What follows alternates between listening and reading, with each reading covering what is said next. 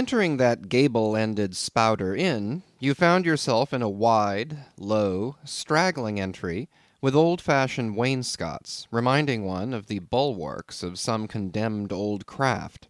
On one side hung a very large oil painting, so thoroughly besmoked and every way defaced that in the unequal cross-lights by which you viewed it, it was only by diligent study and a series of systematic visits to it, and careful inquiry of the neighbors, that you could any way arrive at an understanding of its purpose.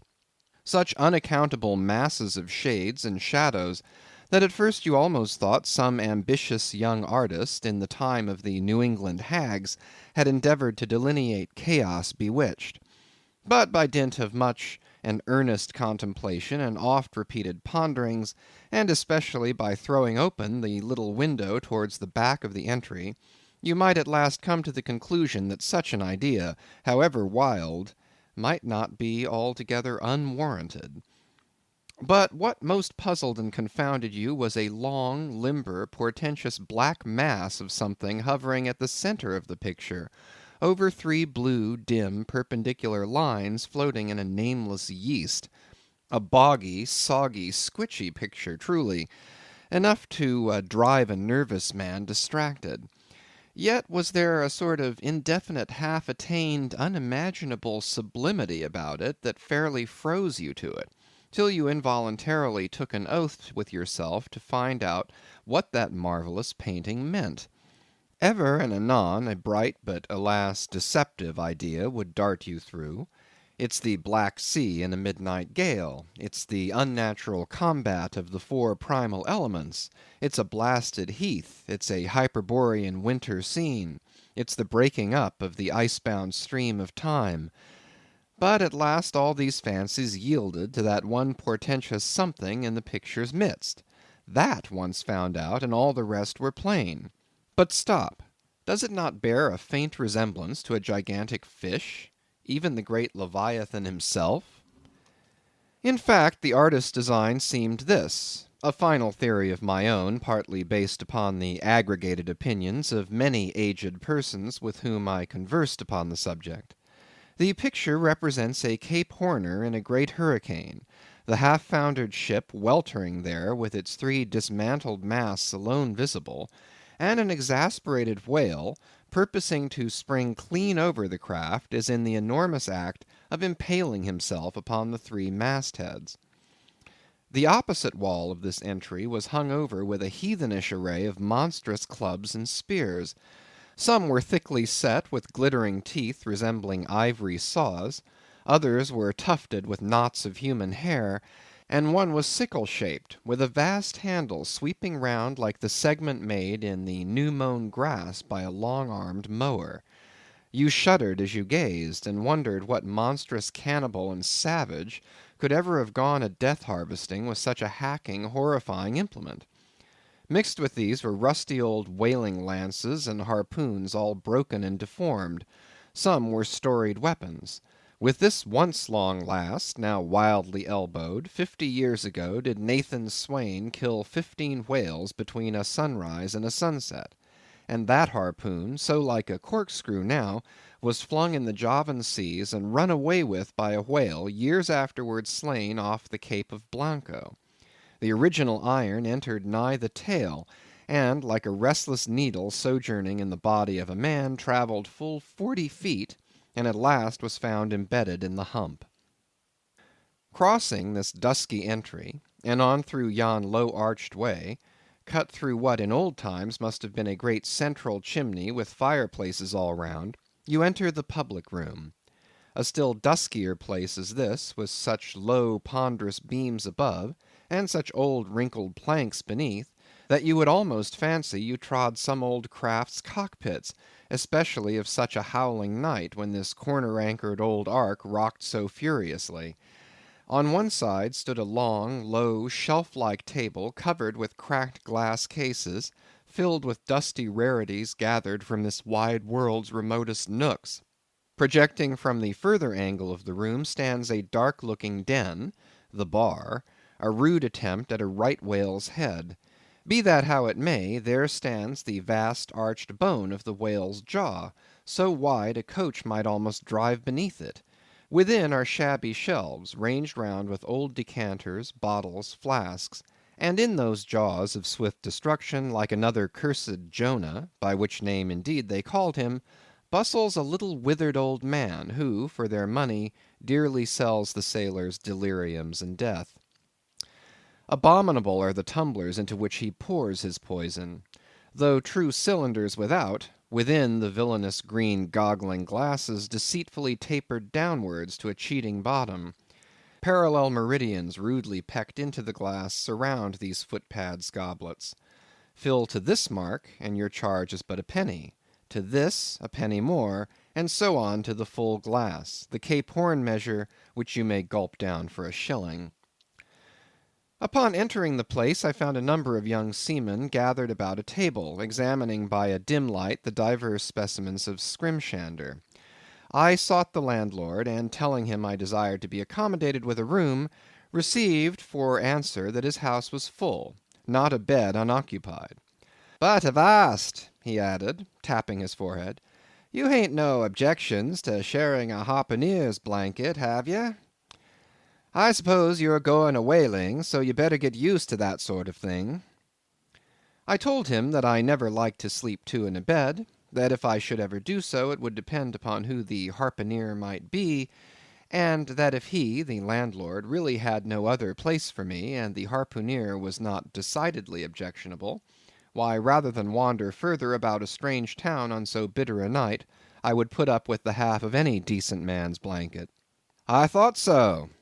All right, take a seat. Supper? You want supper? Supper'll be ready directly." I sat down on an old wooden settle, carved all over like a bench on the battery. At one end a ruminating tar was still further adorning it with his jackknife, stooping over and diligently working away at the space between his legs. He was trying his hand at a ship under full sail, but he didn't make much headway, I thought. At last some 4 or 5 of us were summoned to our meal in an adjoining room. It was cold as Iceland, no fire at all. The landlord said he couldn't afford it. Nothing but 2 dismal tallow candles, each in a winding sheet. We were fain to button up our monkey jackets, and hold to our lips cups of scalding tea with our half-frozen fingers. But the fare was of the most substantial kind. Not only meat and potatoes, but dumplings, good heavens! Dumplings for supper. One young fellow in a green box coat addressed himself to these dumplings in a most direful manner. "My boy," said the landlord, "you'll have the nightmare to a dead certainty." "Landlord," I whispered, "that ain't the harpooneer, is it?" "Oh no," said he, looking sort of diabolically funny. "The harpooneer is a dark complexioned chap. He never eats dumplings, he don't. He eats nothing but steaks, and he likes 'em rare." "The devil he does," says I. "Where is that harpooneer? Is he here?" "He'll be here 'fore long," was the answer. I could not help it, but I began to feel suspicious of this dark complexioned harpooneer.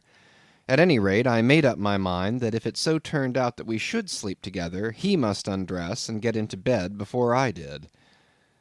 Supper over, the company went back to the bar room, when, knowing not what else to do with myself, I resolved to spend the rest of the evening as a looker on. Presently a rioting noise was heard without. Starting up, the landlord cried, "That's the Grampus's crew. I seed her reported in the offing this morning. A 3 years' voyage, and a full ship. Hurrah, boys! Now we'll have the latest news from the Feejees." A tramping of sea boots was heard in the entry. The door was flung open, and in rolled a wild set of mariners enough. Enveloped in their shaggy watch coats, and with their heads muffled in woolen comforters, all bedarned and ragged, and their beards stiff with icicles, they seemed an eruption of bears from Labrador. They had just landed from their boat, and this was the first house they entered. No wonder, then, that they made a straight wake for the whale's mouth, the bar, when the wrinkled little old Jonah, there officiating, soon poured them out brimmers all round. One complained of a bad cold in his head, upon which Jonah mixed him a pitch-like potion of gin and molasses, which he swore was a sovereign cure for all colds and catarrhs whatever, never mind of how long standing, or whether caught off the coast of Labrador or on the weather side of an ice island. The liquor soon mounted into their heads, as it generally does even with the arrantest hoppers newly landed from sea, and they began capering about most obstreperously.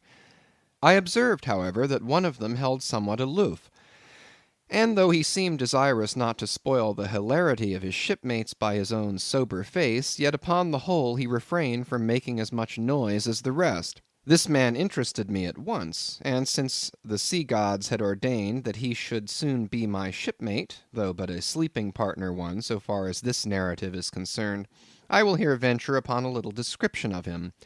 He stood a full 6 feet in height, with noble shoulders, and a chest like a coffer dam.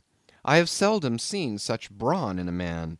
His face was deeply brown and burnt, making his white teeth dazzling by the contrast, while in the deep shadows of his eyes floated some reminiscences that did not seem to give him much joy.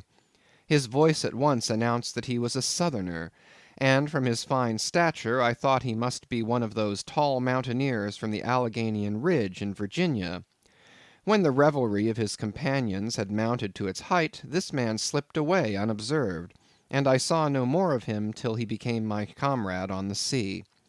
In a few minutes, however, he was missed by his shipmates, and being, it seems, for some reason a huge favourite with them, they raised a cry of "Bulkington! Bulkington! Where's Bulkington?" and darted out of the house in pursuit of him.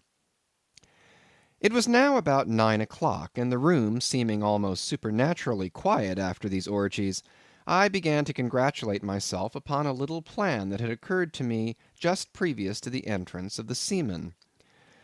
No man prefers to sleep two in a bed. In fact, you would a good deal rather not sleep with your own brother. I don't know how it is, but people like to be private when they are sleeping. And when it comes to sleeping with an unknown stranger, in a strange inn, in a strange town, and that stranger a harpooneer, then your objections indefinitely multiply. Nor was there any earthly reason why I, as a sailor, should sleep two in a bed more than anybody else; for sailors no more sleep two in a bed at sea than bachelor kings do ashore. To be sure, they all sleep together in one apartment, but you have your own hammock, and cover yourself with your own blanket, and sleep in your own skin.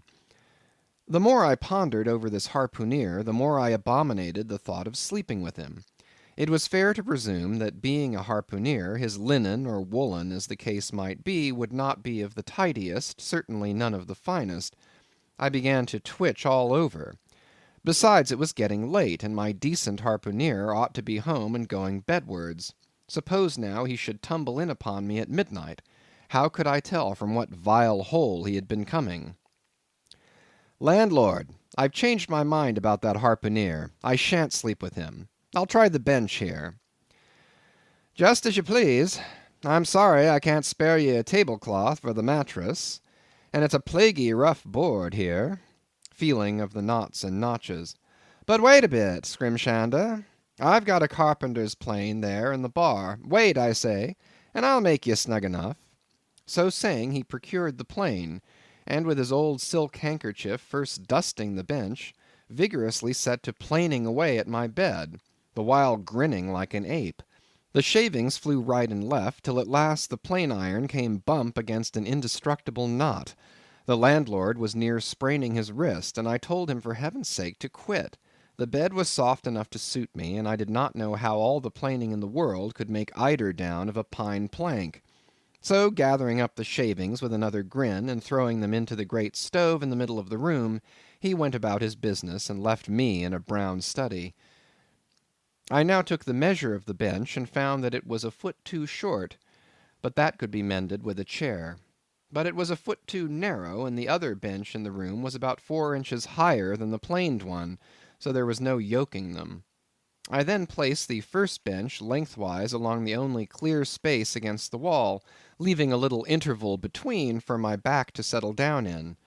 But I soon found that there came such a draught of cold air over me from under the sill of the window, that this plan would never do at all, especially as another current from the rickety door met the one from the window, and both together formed a series of small whirlwinds in the immediate vicinity of the spot where I had thought to spend the night. The devil fetch that harpooneer, thought I. But stop, couldn't I steal a march on him? Bolt his door inside, and jump into his bed, not to be wakened by the most violent knockings? It seemed no bad idea, but upon second thoughts I dismissed it. For who could tell but what the next morning, so soon as I popped out of the room, the harpooneer might be standing in the entry, all ready to knock me down? Still, looking round me again, and seeing no possible chance of spending a sufferable night unless in some other person's bed, I began to think that after all I might be cherishing unwarrantable prejudices against this unknown harpooneer. Thinks I, I'll wait a while. He must be dropping in before long. I'll have a good look at him then, and perhaps we may become jolly good bedfellows after all. There's no telling. But though the other boarders kept coming in by ones, twos, and threes, and going to bed, yet no sign of my harpooneer. "Landlord," said I, "what sort of chap is he? Does he always keep such late hours?" It was now hard upon 12 o'clock. The landlord chuckled again with his lean chuckle, and seemed to be mightily tickled at something beyond my comprehension. "No," he answered, "generally he's an early bird, early to bed and early to rise. Yes, he's the bird what catches the worm. But to-night he went out a-peddling, you see, and I don't see what on earth keeps him so late, unless, maybe, he can't sell his head." "Can't sell his head? What sort of a bamboozlingly story is this you're telling me?" getting into a towering rage. "Do you pretend to say, landlord, that this harpooneer is actually engaged this blessed Saturday night, or rather Sunday morning, in peddling his head around town?" "That's precisely it," said the landlord, "and I told him he couldn't sell it here, the market's overstocked." "With what?" shouted I. "With heads, to be sure. Ain't there too many heads in the world?" "I tell you what it is, landlord," I said quite calmly, "you'd better stop spinning that yarn to me. I am not green." "Maybe not," taking a stick out and whittling a toothpick, "but I rather guess you'll be done brown if that ere harpooneer hears you a-slandering his head." "I'll break it for him," said I, now flying into a passion against this unaccountable farrago of the landlord's. "It's broke already," said he. "Broke," said I. "Broke, do you mean?" "Certain, and that's the very reason he can't sell it, I guess." "Landlord," said I, going up to him as cool as Mount Hecla in a snowstorm, "landlord, stop whittling. You and I must understand one another, and that too without delay. I come to your house and want a bed. You tell me you can only give me half of one, that the other half belongs to a certain harpooneer. And about this harpooneer, whom I have not yet seen, you persist in telling me the most mystifying and exasperating stories, tending to beget in me an uncomfortable feeling towards the man whom you design for my bedfellow. A sort of connection, landlord, which is an intimate and confidential one in the highest degree. I now demand of you to speak out and tell me who and what this harpooneer is, and whether I shall be in all respects safe to spend the night with him. And in the first place, you will be so good as to unsay that story about selling his head, which, if true, I take to be good evidence that this harpooneer is stark mad, and I've no idea of sleeping with a madman.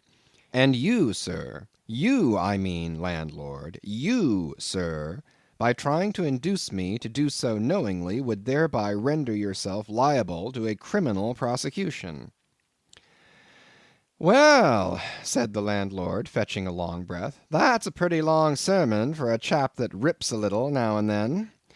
But be easy, be easy. This here harpooneer I've been telling you of has just arrived from the South Seas, where he bought up a lot of bomb New Zealand heads, great curios, you know, and he sold all of 'em but one, and that one he's trying to sell to-night, 'cause to-morrow's Sunday, and it would not do to be selling human heads about the streets when folks is going to churches. He wanted to last Sunday, but I stopped him just as he was going out the door with 4 heads strung on a string, for all the earth like a string of onions." This account cleared up the otherwise unaccountable mystery, and showed that the landlord after all had no idea of fooling me. But at the same time, what could I think of a harpooneer who stayed out of a Saturday night clean into the holy Sabbath, engaged in such a cannibal business as selling the heads of dead idolaters? Depend upon it, landlord, that harpooneer is a dangerous man. He pays regular, was the rejoinder. But come, it's getting dreadful late. You'd better be turning flukes. It's a nice bed. Sal and me slept in that ere bed the night we was spliced. There's plenty of room for two to kick about in that bed. It's an almighty big bed, that.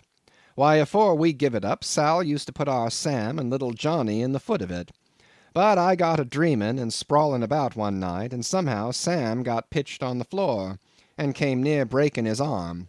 After that, Sal said it wouldn't do. Come along here, I'll give you a glim in a jiffy. And so saying, he lighted a candle and held it towards me, offering to lead the way. But I stood irresolute, when looking at a clock in the corner, he exclaimed, I vum, it's Sunday. You won't see that harpooneer to-night. He's come to anchor somewhere. Come along, then. Do come, won't you come? I considered the matter a moment, and then upstairs we went, and I was ushered into a small room, cold as a clam, and furnished, sure enough, with a prodigious bed, almost big enough, indeed, for any 4 harpooneers to sleep abreast. There, said the landlord, placing the candle on a crazy old sea-chest that did double duty as a washstand and centre table. There, make yourself comfortable now, and good night to ye. I turned round from eyeing the bed, but he had disappeared. Folding back the counterpane, I stood over the bed. Though none of the most elegant, it yet stood the scrutiny tolerable well. I then glanced round the room, and besides the bedstead and centre table, could see no other furniture belonging to the place, but a rude shelf, the 4 walls, and a papered fireboard representing a man striking a whale. Of things not properly belonging to the room, there was a hammock lashed up and thrown upon the floor in one corner, also a large seaman's bag containing the harpooneer's wardrobe, no doubt in lieu of a land trunk. Likewise there was a parcel of outlandish bone fish-hooks on the shelf over the fireplace, and a tall harpoon standing at the head of the bed. But what is this on the chest? I took it up, and held it close to the light, and felt it, and smelt it, and tried every way possible to arrive at some satisfactory conclusion concerning it. I can compare it to nothing but a large door-mat, ornamented at the edges with little tinkling tags, something like the stained porcupine quills round an Indian moccasin. There was a hole or slit in the middle of this mat, as you see the same in South American ponchos. But could it be possible that any sober harpooneer could get into a door-mat and parade the streets of any Christian town in that sort of guise? I put it on to try it, and it weighed me down like a hamper, being uncommonly shaggy and thick, and I thought a little damp, as though this mysterious harpooneer had been wearing it of a rainy day. I went up to it in a bit of glass stuck against the wall, and I never saw such a sight in my life. I tore myself out of it in such a hurry that I gave myself a kink in the neck. I sat down on the side of the bed and commenced thinking about this head-peddling harpooneer and his door-mat. After thinking some time on the bedside, I got up and took off my monkey jacket, and then stood in the middle of the room thinking. Then I took off my coat, and thought a little more in my shirt sleeves. But beginning to feel very cold now, half undressed as I was, and remembering what the landlord said about the harpooneer's not coming home at all that night, it being so very late, I made no more ado, but jumped out of my pantaloons and boots, and then blowing out the light, tumbled into bed, and commended myself to the care of Heaven. Whether that mattress was stuffed with corn cobs or broken crockery, there is no telling, but I rolled about a good deal, and could not sleep for a long time. At last I slid off into a light doze, and had pretty nearly made a good offing towards the land of Nod, when I heard a heavy footfall in the passage, and saw a glimmer of light come into the room from under the door. Lord save me, thinks I, that must be the harpooneer, the infernal head-peddler. But I lay perfectly still, and resolved not to say a word till spoken to. Holding a light in one hand, and that identical New Zealand head in the other, the stranger entered the room, and without looking towards the bed, placed his candle a good way off from me on the floor in one corner, and then began working away at the knotted cords of the large bag I before spoke of as being in the room. I was all eagerness to see his face, but he kept it averted for some time while employed in unlacing the bag's mouth. This accomplished, however, he turned round, when, good heavens, what a sight! Such a face! It was of a dark purplish yellow color, here and there stuck over with large blackish looking squares. Yes, it's just as I thought, he's a terrible bedfellow. He's been in a fight, got dreadfully cut, and here he is just from the surgeon. But at that moment he chanced to turn his face so towards the light that I plainly saw they could not be sticking plasters at all, those black squares on his cheeks. They were stains of some sort or other. At first I knew not what to make of this, but soon an inkling of the truth occurred to me. I remembered a story of a white man, a whaleman too, who falling among the cannibals had been tattooed by them. I concluded that this harpooneer in the course of his distant voyages must have met with a similar adventure. And what is it, thought I, after all? It's only his outside. A man can be honest in any sort of skin. But then what to make of his unearthly complexion? That part of it, I mean, lying round about and completely independent of the squares of tattooing. To be sure, it might be nothing but a good coat of tropical tanning, but I never heard of a hot sun tanning a white man into a purplish yellow one. However, I had never been in the South Seas, and perhaps the sun there produced these extraordinary effects upon the skin. Now, while all these ideas were passing through me like lightning, this harpooneer never noticed me at all. But after some difficulty, having opened his bag, he commenced fumbling in it, and presently pulled out a sort of a tomahawk, and a sealskin wallet with the hair on. Putting these on the old chest in the middle of the room, he then took the New Zealand head, a ghastly thing enough, and crammed it down into the bag. He now took off his hat, a new beaver hat, when I came nigh singing out with fresh surprise. There was no hair on his head, none to speak of at least, nothing but a small scalp knot twisted upon his forehead. His bald purplish head now looked for all the world like a mildewed skull. Had not the stranger stood between me and the door, I would have bolted out of it quicker than I ever bolted a dinner. Even as it was, I thought something of slipping out the window, but it was the second floor back. I am no coward, but what to make of this head-peddling purple rascal altogether passed my comprehension. Ignorance is the parent of fear, and being completely nonplussed and confounded about the stranger, I confessed I was now as much afraid of him as if it was the devil himself who had thus broken into my room in the dead of night.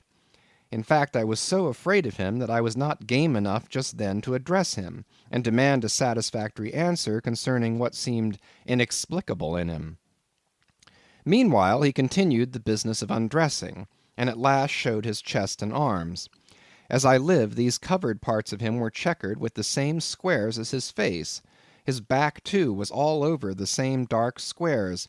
He seemed to have been in a 30 years' war, and just escaped from it with a sticking plaster shirt. Still more, his very legs were marked as if a parcel of dark green frogs were running up the trunks of young palms. It was now quite plain that he must be some abominable savage or other shipped aboard of a whaleman in the South Seas, and so landed in this Christian country. I quaked to think of it. A peddler of heads, too; perhaps the heads of his own brothers.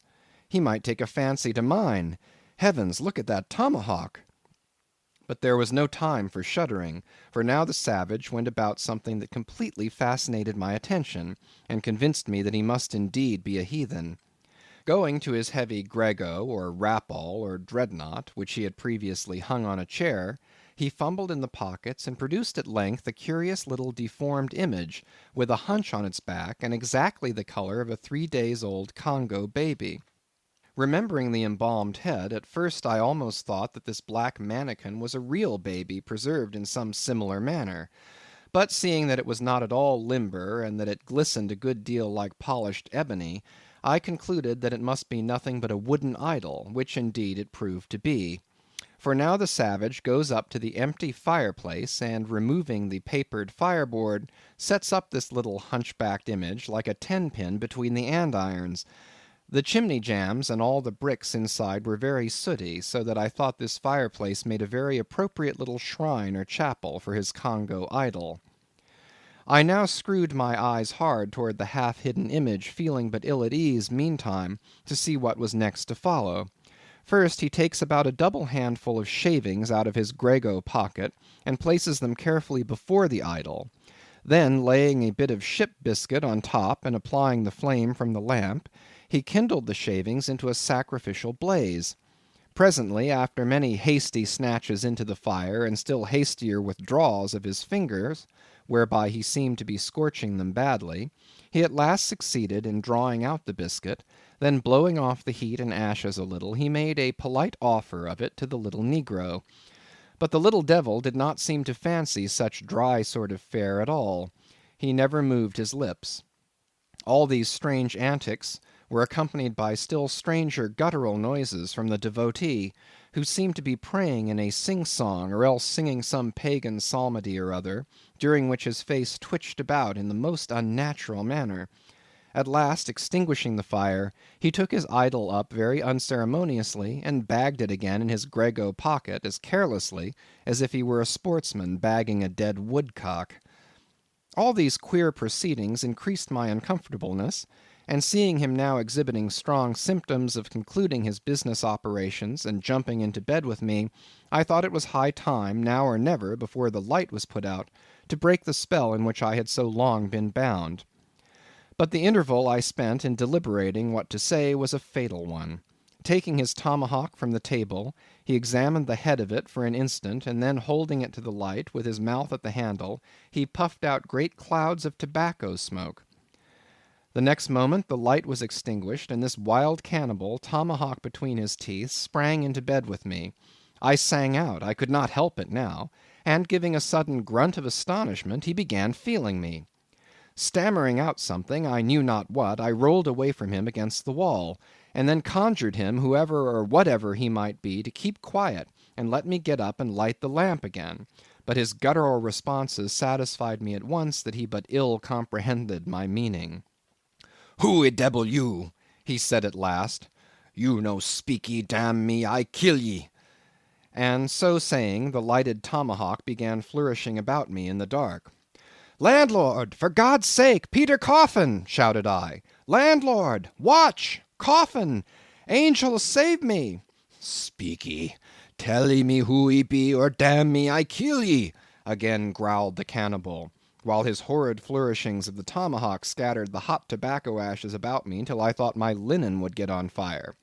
But, thank heaven, at that moment the landlord came into the room, light in hand, and leaping from the bed, I ran up to him. "Don't be afraid now," said he, grinning again. "Queequeg here wouldn't harm a hair of your head." "Stop your grinning," shouted I. "And why didn't you tell me that that infernal harpooneer was a cannibal?" "I thought you'd know it. Didn't I tell ye he was a peddling heads around town? But turn flukes again and go to sleep. Queequeg, look here. You sabby me, I sabby you. This man sleepy you. You sabby?" "Me sabby plenty," grunted Queequeg, puffing away at his pipe and sitting up in bed.